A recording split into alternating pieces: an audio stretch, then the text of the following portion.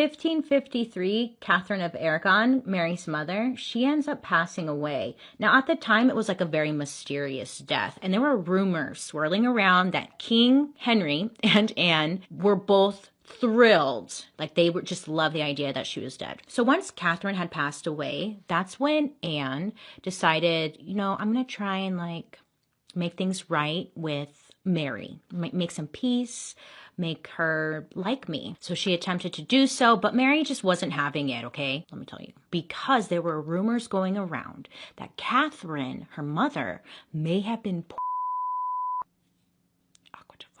So it was later determined that Catherine most likely died from cancer of the heart. The doctors at the time had no idea what caused her death, which is what led to speculations. Because of this, it led to Mary wanting nothing to do with the king and his. So in 1881, Belle decided she was going to move to the United States in search for wealth, money. So Belle moves to Illinois, and while she's there, she meets a Swedish man, and his name is Mads Albert Sorensen, and she decides to get married to him. So they do. So the two of them open up a candy store, and they both manage and work it. It seemed to be doing okay because it had only been open for a couple of months, and then it got really slow. Anywho, so one night though, a couple months after this candy store had opened, at night, a fire breaks out. The candy store is completely burned down. Belle is like, thank God. And because this fire seemed like random and they thought it was a little, I don't know, a little fishy, the insurance officials, they decided to investigate and find what the cause of the fire was. While insurance officials were looking for what caused the fire, they didn't really have any luck finding anything. So they were like, okay, well, it must have just been an accident. And they paid Mads. Candy store is completely burned down. Belle is like, thank God.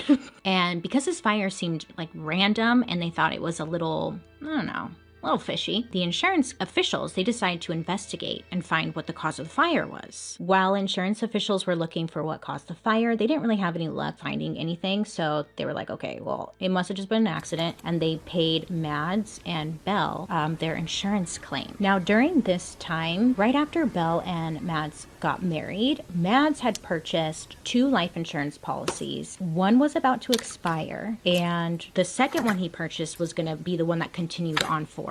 But for like 2 days, the 2 insurance policies were both active, if that makes sense, at the same time. Anyways, so, well, guess who dies? Yeah, it's Mads. He ends up dying on a day when both of his policies are active. Belle was questioned, obviously, like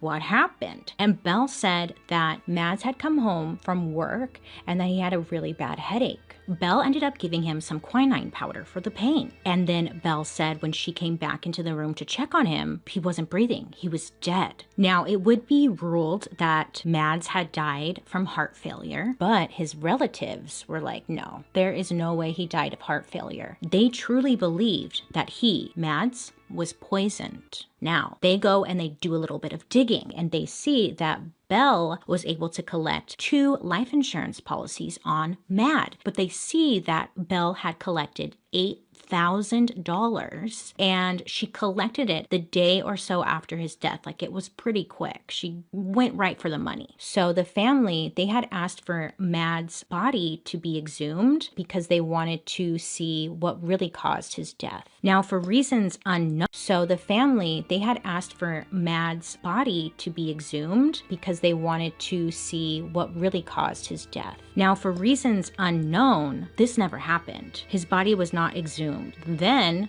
because Belle seems to have the worst luck ever, Belle's home that she shared with Mads, it burned down. It burned down. Now, for good reason, the insurance company is like, okay, Belle, what is going on? So they come out and they do an investigation. What caused the fire? Was the set intentionally? But they found no proof of fraud. So the insurance company followed through paying out her insurance claim. So Belle just got money for her husband dying, the candy store burning down, and her home burning down.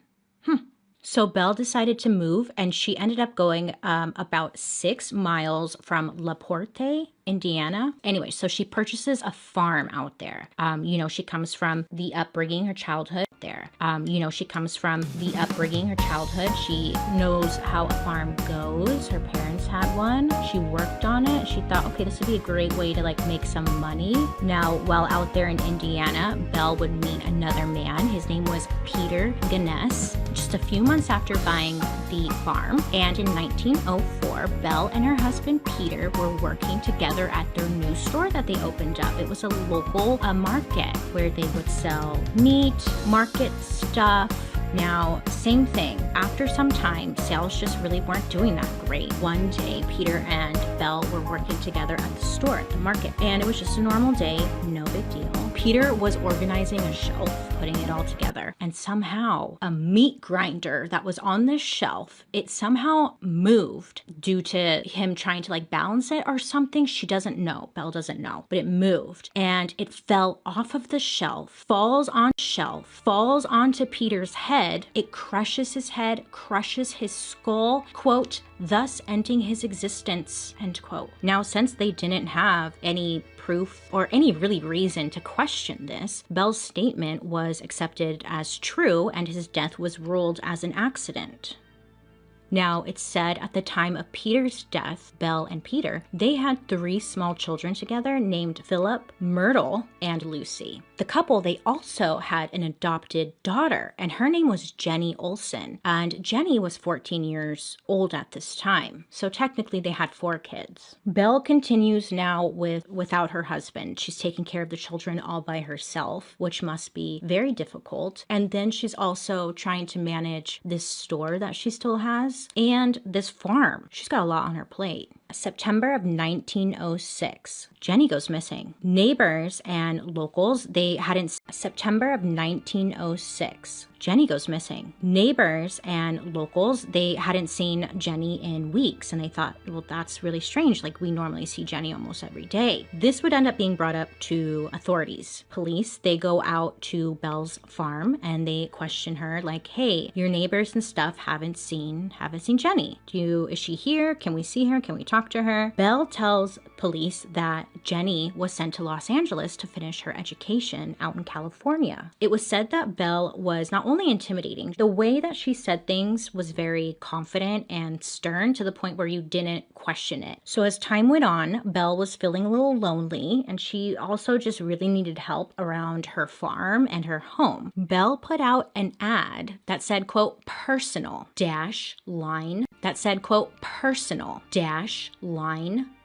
comely widow who owns a large farm in one of the finest districts in LaPorte County, Indiana, desires to make acquaintance of a gentleman equally well provided, with view of joining fortunes. No replies by letter considered, unless sender is willing to follow answer with personal visit. End quote. May 1907, a man named Ole B. Budsberg, he was an elderly widower, and he was staying in Wisconsin, and he saw this advertisement Belle had put out. He had 2 grown-up sons, 2 adult sons. They were moved out on their own, doing their own thing, So this man decided, I'm just not going to involve them. I'm not going to tell them because they'll talk me out of it. You know how that goes. So one evening, Ole Budsberg, he left his home in Wisconsin and headed out to Belle's farm. Sadly, he was never seen again. He never returned.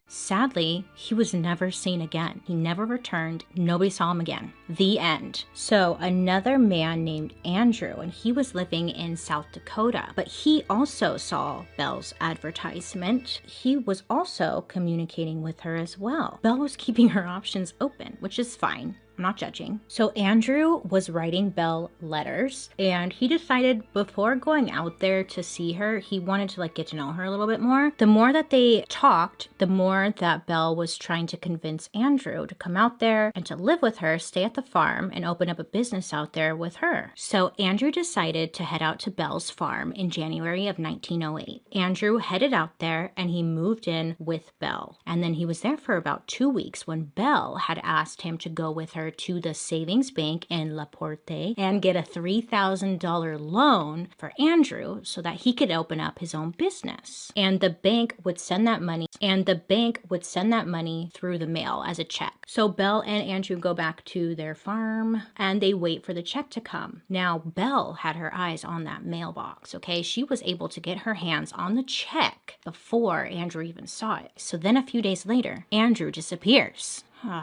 I know. Andrew's brother, he hadn't heard from him in weeks, and normally he would get letters from Andrew. So the brother then writes Belle and asks, do you know where my brother is at? I haven't heard from him, and he's not responding to my letters. Belle tells Andrew's brother, hey, you should come out to my farm so that you can help me do like an extensive search around the farm looking for Andrew or looking for any clues. She is inviting Andrew's brother over. Don't go, it's a trap. Well, let me tell you, now that same day, April 28th, 1908, at about 3 a.m., Belle, her home was burned to the ground. Again, it's not funny. Belle, her home was burned to the ground. Again, it's not funny because this time a lot of people died. So when investigators got a call about, this fire that happened and the house burned down, they went out there to investigate. They go and they look at the home and they see like the charred remains of a woman and 3 children. They were found inside the burned home. They took a closer look at the children's remains and they concluded that they were the remains of Belle's children. They also find the remains of a woman. Investigators assume that this is Belle because, it's her kids, and the woman kind of resembled Belle, so they assumed she had died along with the children. Upon further inspection, they see that the head had been chopped off. Belle's head is removed. What the hell? And because of that, it led to some questions like, who is this? Is this really Belle? And if it was Belle, somebody was angry. And they come across this man named Ray, and Ray at one time had worked on the farm with Belle. But Ray would go on to say that he had a lot of dirt on Belle. He would also tell Belle that one day he was going to expose her. Investigators would soon find evidence that would prove Ray was at Belle's home when the fire started.